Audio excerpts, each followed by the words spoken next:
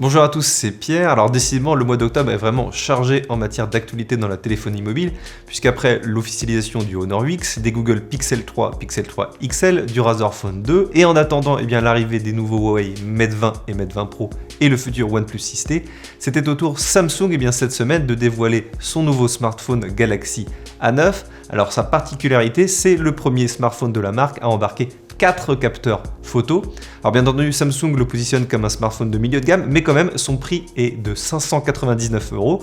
Sa disponibilité, je commence tout de suite, elle est à partir du 15 novembre en France, et sachez que dans l'Hexagone, Orange, l'opérateur, a l'exclusivité pour les ventes.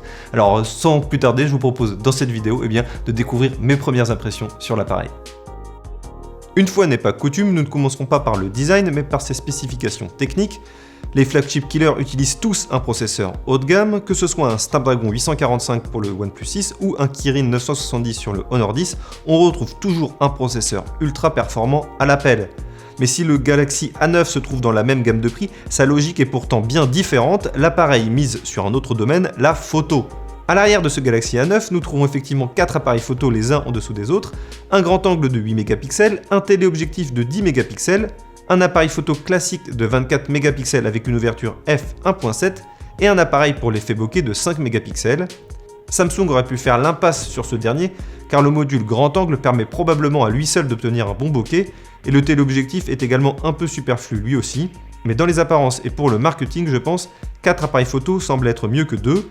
Le module grand angle me paraît être une bonne idée et l'appareil photo principal saura sans nul doute proposer une bonne qualité photo.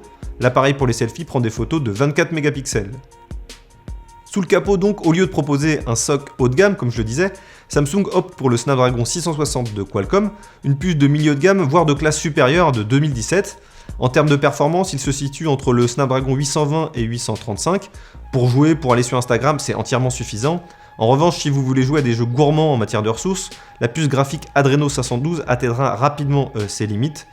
Côté RAM, on dispose de 6 Go et la mémoire interne est de 128 Go, et bien entendu, vous pouvez utiliser une carte microSD. Il est également possible d'utiliser 2 cartes SIM. Côté design, c'est donc du classique pour Samsung avec ce Galaxy A9. L'immense écran AMOLED de 6,3 pouces propose une définition Full HD+, ce qui permet de bien profiter des jeux et des vidéos. L'appareil n'a pas d'encoche, mais le bas est plutôt massif. Avec sa batterie de 3720 mAh, il devrait également avoir une bonne autonomie. Et si ce n'est pas le cas, vous pouvez vous consoler avec l'apparence de l'appareil car ses couleurs Bubblegum Pink et Limonette Blue sont vraiment réussies. Nous trouvons également du verre à l'avant comme à l'arrière, le châssis est lui en aluminium. Enfin, notez que l'appareil dispose de son bouton Bixby, même si l'assistant vocal de Samsung n'est toujours pas disponible dans la langue de Molière. Alors mes impressions sur ce Galaxy A9 sont assez mitigées. Clairement, oui, je suis satisfait de voir Samsung enfin proposer 3 et 4 capteurs photo avec ce Galaxy A9. Après, est-ce vraiment de l'innovation ou simplement du marketing pour faire, pour imiter ce que fait par exemple Huawei ou même ce que font par exemple d'autres fabricants? Je ne sais pas, j'espère découvrir plus en profondeur la partie photo dans un test plus complet. L'autre partie négative sur ce Galaxy A9 concerne ses caractéristiques techniques parce que clairement on retrouve un processeur Snapdragon 660 qu'on va retrouver dans un Xiaomi Mi A2 qui est commercialisé à 200 €. Et quand on pense que ce Galaxy A9 coûte 600 €, on est en droit de se demander vraiment la plus-value apportée par la photo pour justifier ce tarif. Quoi qu'il en soit, un test complet, comme je disais, va me permettre de savoir un peu plus sur le terminal. J'espère le recevoir prochainement à la rédaction pour tout tester en profondeur. Et comme toujours, je vous invite à me laisser en commentaire vos opinions, vos avis sur ce Galaxy A9. Comme toujours, n'hésitez pas à liker, à partager cette vidéo et on se retrouve très vite pour une prochaine vidéo sur Android Pix.